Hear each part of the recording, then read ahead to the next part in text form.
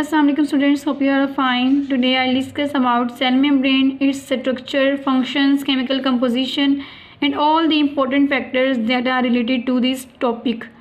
So students, listen this lecture carefully and clear your doubt about this topic. So let's start. First of all prokaryotic और eukaryotic cells, तमाम जो prokaryotic और eukaryotic cells होते हैं इन तमाम में क्या है, सेल मेम्ब्रेन जो होती है प्रेजेंट होती है। और ये जो सेल मेम्ब्रेन बेसिकली है क्या, सेल मेम्ब्रेन एक कवरिंग होती है जिसने साइटोप्लाज्म को क्या कवर किया होता है, सेल आउटर कवरिंग होती है। और ये तमाम एनिमल्स में जो है सेल मेम्ब्रेन प्रेजेंट होती है। और जो प्लांट सेल्स होते हैं इनमें सबसे आउटर कवरिंग जो होगी वो होगी सेल वॉल, यानी कि प्लांट्स में जो सेल वॉल है वो उनकी आउटर कवरिंग है। लेकिन बाकी तमाम जो एनिमल्स होते हैं उनमें क्या है कि जो सेल वॉल है वो उनकी आउटर कवरिंग नहीं है, यानी कि जिनमें सेल वॉल प्रेजेंट नहीं होती उनमें आउटर कवरिंग जो होगी वो उनकी सेल मेम्ब्रेन होगी। और जिन एनिमल्स में यानी कि प्लांट्स में यानी कि पोटिस्ट भी होते हैं, कुछ प्लांट्स होते हैं, तो उनमें जो सेल मेम्ब्रेन उनकी होगी वो उनकी सेल मेम्ब्रेन से सेल वॉल से अंदर वाली जो लेयर होगी वो सेल मेम्ब्रेन होगी और उनकी जो आउटर कवरिंग होगी वो होगी सेल वॉल। ठीक है स्टूडेंट्स, तो नेक्स्ट डिस्कस करते हैं इसके स्ट्रक्चर की तरफ। तो स्ट्रक्चर में आ जाते हैं कि इसकी जो स्ट्रक्चर होता है वो थिन होता है और इलास्टिक होता है, यानी कि इसकी जो ये जो सेल मेम्ब्रेन होती है ये थिन होती है और इलास्टिक होती है और इतनी ये थिक नहीं होती। इसका स्ट्रक्चर में आ जाता है कि इसकी सेल मेम्ब्रेन थिन होती है और इलास्टिक होती है। नेक्स्ट इसके फंक्शन की तरफ चले जाते हैं। फंक्शन में ये कि semi permeable barrier for few molecules, यानी कि जो सेल मेम्ब्रेन होती है ये सेमी परमिएबल मेम्ब्रेन होती है। सेमी परमिएबल का मतलब ये है कि ये कुछ सिलेक्टिव मॉलिक्यूल्स जो होती हैं जिनको सेल से पास आउट करवाती है, जिनको सेल से गुजरने की इजाज़त देती है सेल मेम्ब्रेन के ज़रिए। ये सिलेक्टिव परमिएबल मेम्ब्रेन होते हैं, यानी कि कुछ सिलेक्टिव मॉलिक्यूल्स जो होते हैं जिनको सेल से बाहर या अंदर आने की इजाज़त देती है। लेकिन तमाम जो मॉलिक्यूल्स होते हैं उनको सेल से फ्रीली अंदर या बाहर आने की इजाज़त नहीं होती। कुछ मॉलिक्यूल्स होंगे बाहर मूव कर सकते हैं सेल से, सेल मेम्ब्रेन से के ज़रिए बाहर सेल के अंदर या सेल के बाहर जो है मूव कर सकते हैं। लेकिन मेजॉरिटी जो केमिकल्स होंगे वो सेल के अंदर ही स्टे करेंगे। उनको एक फेंसिंग यानी कि एक बार की तरह सेल मेम्ब्रेन ने रोका होता है उन केमिकल्स को ताकि वो सेल से बाहर जो है मूव नहीं कर सकें। ठीक है, नेक्स्ट इसमें फंक्शन आता है कि सेंस केमिकल मैसेजेस। तो ये केमिकल मैसेजेस को भी सेंस करती है। केमिकल मैसेज जो आते हैं बॉडी में सेल्स एक सेल का दूसरे सेल को जो मैसेज आता है केमिकली, तो उन केमिकल मैसेजेस को भी सेंस करती है, उन्हें फिर रिस्पॉन्स करती है। तो ये जो एक फंक्शन इसका सेल मेम्ब्रेन का ये भी है। फर्स्ट वन है कि सेमी परमिएबल मेम्ब्रेन के तौर पे भी एक्ट करती है और केमिकल मैसेजेस को भी ये जो सेंस करती है। थर्ड वन इसमें जाता है कि आइडेंटिफाई अदर सेल्स, दूसरे जो सेल्स होते हैं बॉडी में तो उनको भी आइडेंटिफाई कर सकती है कि कौन सा फॉरेन सेल्स है और कौन सा बॉडी के अंदर का सेल्स है। ठीक है, तो फॉर एग्जांपल अगर आपकी बॉडी में किसी बैक्टीरिया ने यानी किसी वायरसेस ने कोई अटैक किया आपकी बॉडी में, तो उस बॉडी में जब वो आपका इम्यून सिस्टम होगा जो कि डिफेंस सिस्टम जिससे कहते हैं, जो कि आपको डिफेंस करता है, जो कि प्रोटेक्ट करता है किसी भी फॉरेन केमिकल से, फॉरेन बैक्टीरिया से, वायरसेस से, जब आपकी बॉडी में वो इंटर होते हैं आपको हार्म पहुंचाते हैं, डिजीज़ कॉज करते हैं, तो उनसे आपको जो प्रोटेक्ट करता है आपका डिफेंस सिस्टम यानी कि इम्यून सिस्टम, तो फिर वो जो सिस्टम होगा वो उसको इजीली आइडेंटिफाई कर लेगा। उसकी जो सेल मेम्ब्रेन होगी उस इम्यून सिस्टम में की सेल्स जो होंगे उनकी जो सेल मेम्ब्रेन होगी वो उसको इजीली आइडेंटिफाई कर लेगी उन सेल्स को, फॉरेन सेल्स को, बैक्टीरिया के या वायरसेस के। फिर वो इन्हें इंगल्फ करके आपको बॉडी को प्रोटेक्ट करती है इससे। देन इसकी केमिकल कंपोजिशन, तो केमिकली जो सेल मेम्ब्रेन होती है, सेल मेम्ब्रेन बनी होती है प्रोटीन से और लिपिड से। ठीक है, प्रोटीन्स और लिपिड्स की लार्ज क्वांटिटी प्रेजेंट होती हैं, लेकिन स्मॉल क्वांटिटी में कार्बोहाइड्रेट्स और कोलेस्ट्रॉल भी प्रेजेंट होते हैं जो कि इसकी केमिकल कंपोजिशन में आते हैं सेल मेम्ब्रेन की। तो प्रोटीन्स होते हैं वो 60 to 80% प्रोटीन्स प्रेजेंट होती हैं सेल मेम्ब्रेन में और 20 to 40% जो है लिपिड्स प्रेजेंट होते हैं सेल मेम्ब्रेन में। आगे फर्दर चल के मैं आपको इसका डायग्राम के जरिए आपको फर्दर क्लियर करवाऊंगी ताकि आपके जो पॉइंट्स हैं वो और क्लियर हो सकें, आप इजीली आप इस टॉपिक को अंडरस्टैंड कर सकें। तो अभी फ़िलहाल आप इधर से डिस्कस करें, अंडरस्टैंड करें, नेक्स्ट भी आपको मैं डायग्राम इसकी दिखाती हूँ। तो प्रोटीन्स होते हैं ये भी प्रेजेंट होते हैं, ये लार्ज क्वांटिटी में प्रेजेंट होते हैं और जो स्मॉल क्वांटिटी जो होती है कार्बोहाइड्रेट्स की और कोलेस्ट्रॉल की भी प्रेजेंट होती है सेल मेम्ब्रेन में।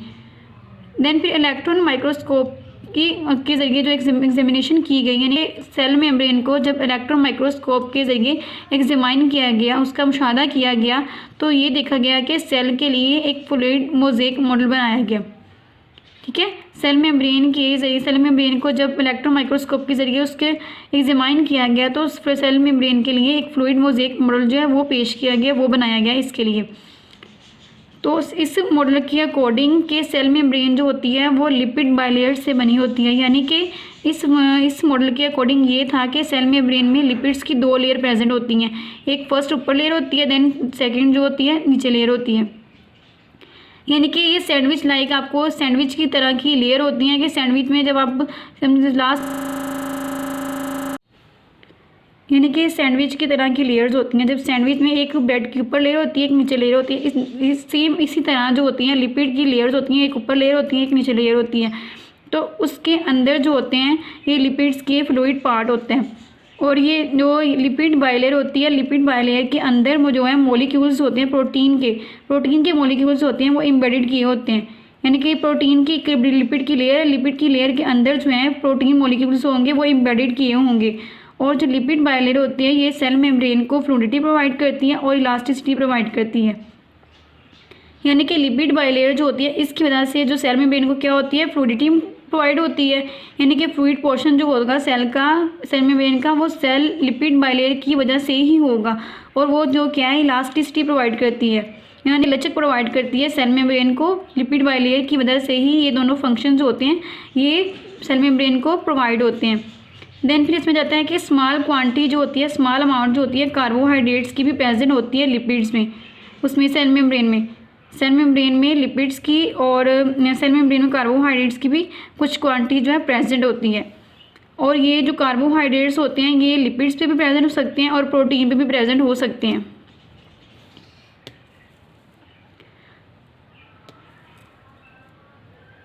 यानी कि ये जो स्मॉल क्वांटिटी है कार्बोहाइड्रेट्स होती है वो डायरेक्ट लिपिड की लेयर जो होती है उसके ऊपर भी प्रेजेंट हो सकते हैं, या फिर वो जो है प्रोटीन के साथ अटैच होते हैं। तो जब वो लिपिड के साथ अटैच होंगे तो वो क्या बनाएंगे, ग्लाइकोलिपिड्स। यानी कि कार्बोहाइड्रेट्स जो कि सेल मेम्ब्रेन में कार्बोहाइड्रेट्स प्रेजेंट होंगे, तो जब वो कार्बोहाइड्रेट्स लिपिड से मिलेंगे तो ग्लाइकोलिपिड्स बनेंगी, और जब ये कार्बोहाइड्रेट्स प्रोटीन से मिलेंगे तो ग्लाइकोप्रोटीन बनेगी। ठीक है स्टूडेंट्स, यूकेरियोटिक सेल्स में भी जो कोलेस्ट्रॉल होगा वो लिपिड बाइलेयर जो होगी उसमें प्रेजेंट होगा। देन यूकेरियोटिक सेल्स होते हैं, यूकेरियोटिक सेल्स में बहुत सी ऑर्गेनेल्स प्रेजेंट होती हैं, यानी कि एंडोप्लाज्मिक रेटिकुलम हो गया, गोल्गी अपैरेटस, और उसके अलावा जो माइटोकॉन्ड्रिया, क्लोरोप्लास्ट, एंडोप्लाज्मिक रेटिकुलम, तो ये तमाम जो ऑर्गेनेल्स हैं। और जब यूकेरियोटिक सेल्स जो होता है प्रोकैरियोटिक सेल की निस्बत ये कॉम्प्लेक्स होता है, बिकॉज क्योंकि इसमें ऑर्गेनेल्स प्रेजेंट होती हैं, मेम्ब्रेन बाउंड ऑर्गेनेल्स प्रेजेंट होती हैं, जबकि प्रोकैरियोटिक सेल्स जो होते हैं उनमें मेम्ब्रेन बाउंड ऑर्गेनेल्स जो होती हैं प्रेजेंट नहीं होती। तो यूकेरियोटिक में सेल्स में जो मेम्ब्रेन बाउंडेड ऑर्गेनेल्स होती हैं तो ये प्रेजेंट होती हैं, और ये जो ऑर्गेनेल्स होती हैं इनको क्या होता है, मेम्ब्रेन में बाउंड किया होता है। यानी कि यूकेरियोटिक सेल्स में जो ऑर्गेनेल्स प्रेजेंट होगी जैसा कि endoplasmic reticulum, Golgi apparatus, mitochondria वगैरह, ये जो ऑर्गेनेल्स हैं तो इन ऑर्गेनेल्स को क्या है, सेल मेम्ब्रेन ने कवर किया हुआ है। ठीक है, और जो सेल मेम्ब्रेन है उसको प्लाज्मा मेम्ब्रेन भी कहते हैं, उसको सेमी परमिएबल मेम्ब्रेन भी कहा जाता है, उस पर डिफरेंशिएटेड परमिएबल मेम्ब्रेन भी कहा जाता है कि इसके बहुत से नेम्स हैं सेल मेम्ब्रेन के।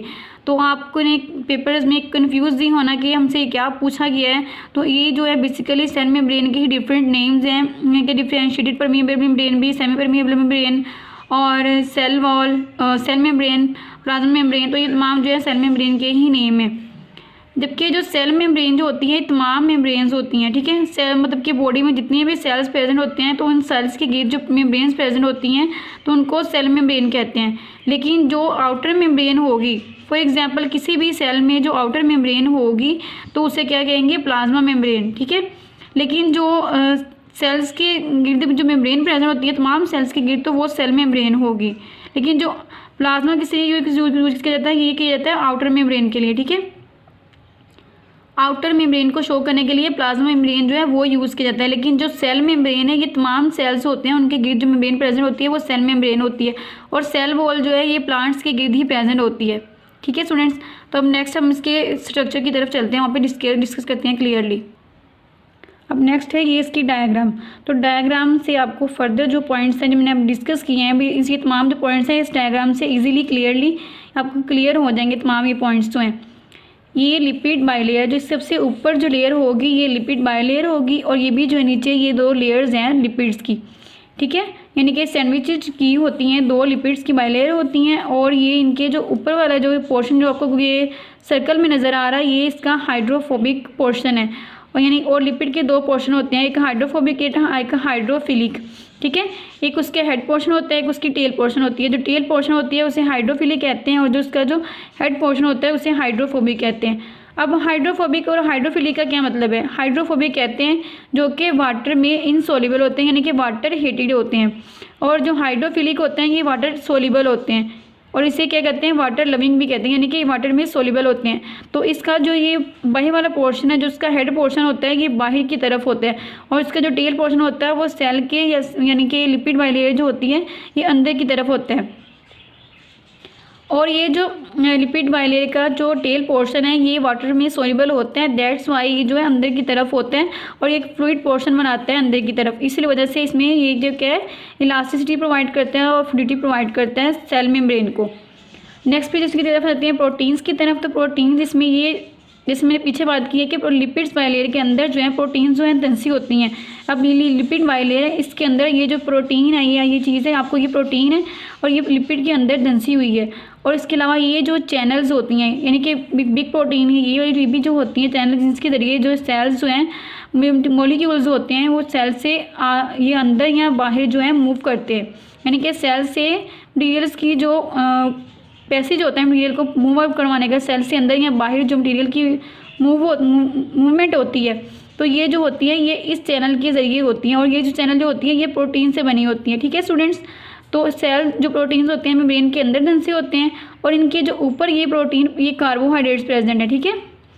यानी कि ये कार्बोहाइड्रेट है और एक ये कार्बोहाइड्रेट है। लिपिड की बात भी होगी कि लिपिड में ये लिपिड की लेयर्स हैं। उसके अलावा जो सेल मेम्ब्रेन बनी होती है प्रोटीन से, तो प्रोटीन ये ऐसे आपको दिखा दिया गया कि ये प्रोटीन है, चैनल्स हैं, और उसके अलावा ये जो है एक ये प्रोटीन है, प्रोटीन जो उसके अंदर दंसी हुई हैं। नेक्स्ट आ जाता है कार्बोहाइड्रेट्स। तो कार्बोहाइड्रेट्स की जो स्मॉल क्वांटिटी प्रेजेंट होती है, तो ये प्रोटीन के ऊपर भी प्रेजेंट हो सकते हैं।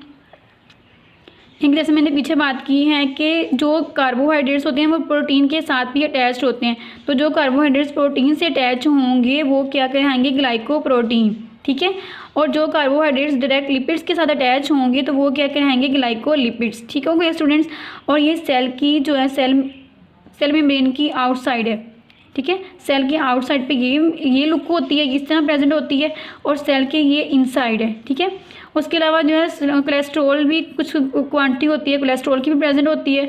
तो देन फिर कोलेस्ट्रॉल आप देख सकते हैं यहाँ पे कुछ क्वांटिटी स्मॉल क्वांटिटी में कोलेस्ट्रॉल भी प्रेजेंट होता है सेल मेम्ब्रेन में, ठीक है स्टूडेंट्स। तो ये था आज का आपका लेक्चर सेल मेम्ब्रेन के बारे में। अगर आपको किसी भी किस्म की कोई डिफ़िकल्टी है तो आप मुझे कमेंट करके ईजिली पूछ सकते हैं, और आपको मैं रिप्लाई करने की ट्राई करूँगी कि जल्द से जल्द आपको रिप्लाई कर सकूँ, ठीक है स्टूडेंट्स। ओके, अल्लाह हाफिज़, थैंक यू।